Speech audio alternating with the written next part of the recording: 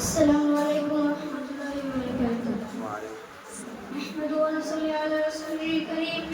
أما بعد، أعوذ بالله من الشيطان الرجيم. بسم الله الرحمن الرحيم.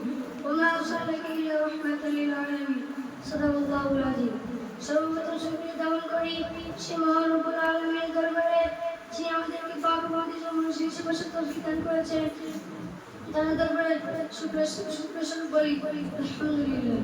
তারপরে পরে জানাই যে নবীকে শিশির না করিলে আজ আমি আপনি গাছপালা এবং পশু পাখি এবং কেউ সৃষ্টি হতাম না। তার দরবারে দুরূদ নজর পেশ করি সাল্লাল্লাহু আলাইহি ওয়াসাল্লাম।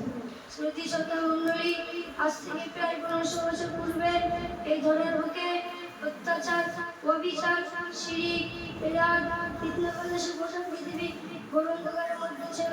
ঠিক সে সময় আরব দেশের মক্কা নগরে আমিনার কোলে করে আলোয় আলোকিত করে শুভেচ্ছার দিকে খ্রিস্টাব্দে প্রিয় নবী হযরত মুহাম্মদ সাল্লাল্লাহু আলাইহি ওয়াসাল্লাম দুনিয়াতে আসলেন।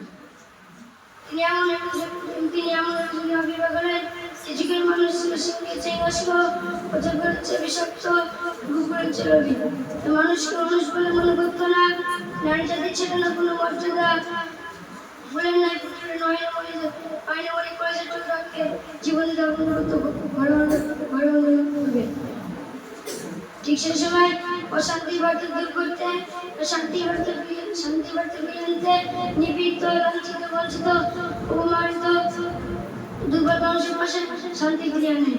তিনি 63 বছর জীবনে কোনোদিন মিথ্যা কথা বলেননি। জীবন ছিল নম্রতা, কথাবার্তা ছিল নম্রতা, ভদ্রতা, ভয়মুক্ত বলা। জীবন ছিল ঝর্ণার চেয়ে পরিষ্কার, সূর্যের চেয়ে উজ্জ্বল। তাই তো মক্কার বেদী বেঈমান কাফেররা এক বাক্যে স্বীকার করেছিল যে মুহাম্মদ জন্মের পেগম্বর। এই বলে বক্তব্য নীতি উচিত কমকে দেওয়া